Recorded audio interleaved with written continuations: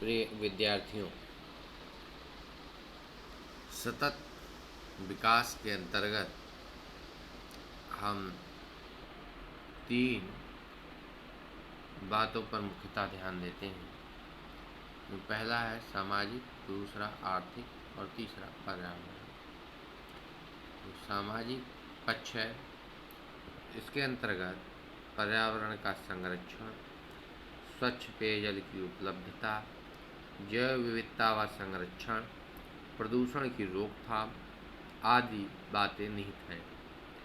सतत विकास यह पहचान कराता है कि संसाधन सीमित है, अतः हमें संसाधनों के बुद्धिमत्तापूर्ण उपयोग के साथ उनकी क्षमता बढ़ाना और साथ ही साथ उनके वैकल्पिक संसाधनों की खोज करना भी, जिससे एक ही संसाधन पर निर्भर रहने पर वह जल्दी खत्म हो जाएगा। अन्य विकल्पों को स्रोत तलाशने पर वह संसाधन प्रचुर मात्रा में हमें पर्याप्त होता रहे।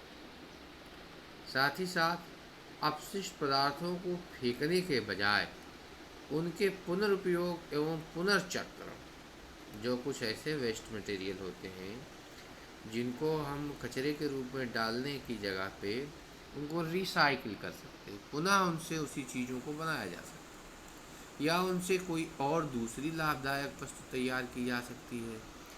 जैसे नारियल के रेशों से रस्सी बना ली जाती है, या अन्य चीज़ों के कुछ के छिलकों को प्रयोग करके और जो है सुंदर सामग्री तैयार की जाती है, सजावट की वस्तुएं तैयार की जाती हैं, इत्यादि इत्यादि। तो इस तरह से उनको हम प्रयोग में ला सकते हैं। साथ ही साथ पौधरोपण के साथ सामाजिक, आर्थिक एवं प्राकृतिक पूंजी पर ध्यान केंद्रित करना है। जितना ज़्यादा हो पेड़ लगाएं, वृक्षारोपण करें।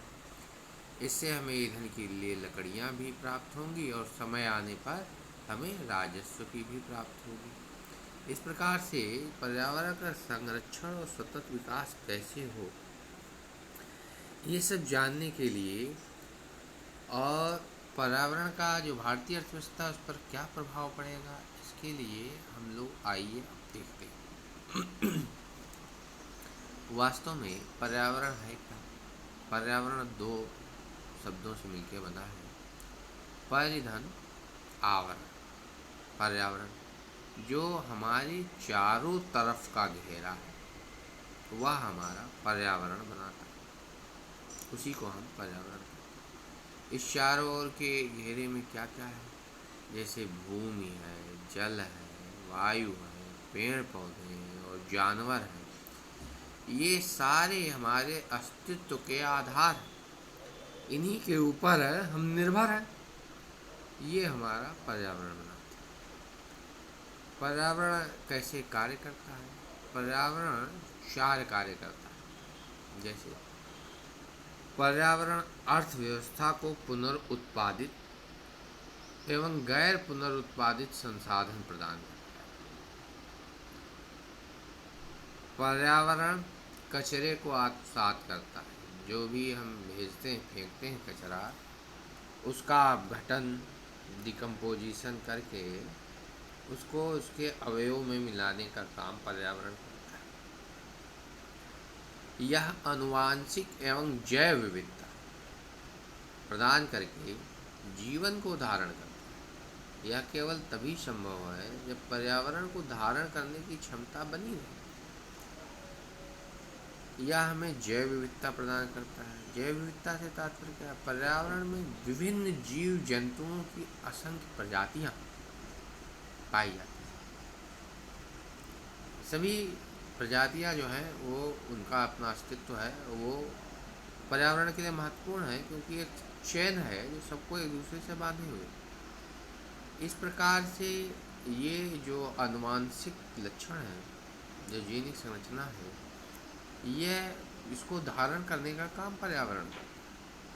सभी जो है जितने जीवधारी हैं उनकी वंशावली अपनी प्रजातियों में निरंतर चलती रहती है। इनमें प्रजनन की क्रिया चलती रहती है। प्रजनन के लिए अनुकूल मौसम, अनुकूल पर्यावरण, वनस्पतियाँ इत्यादि चीज़ें पर्यावरण प्रदान करता है। इसके अलावा यह प्राकृतिक दृश्य के रूप में सौंदर्यपरक सेवाओं का निर्माण करता है। पर्यावरण क्या है? हरियाली देखते हैं मन प्रसन्न हो जाता है। नदी, नाले, झरने, पहाड़, बर्फ, ये सब क्या है? प्रकृति के अनुपम सौंदर्य हैं जिनको देखने से मन हमारा प्रसन्न होता है।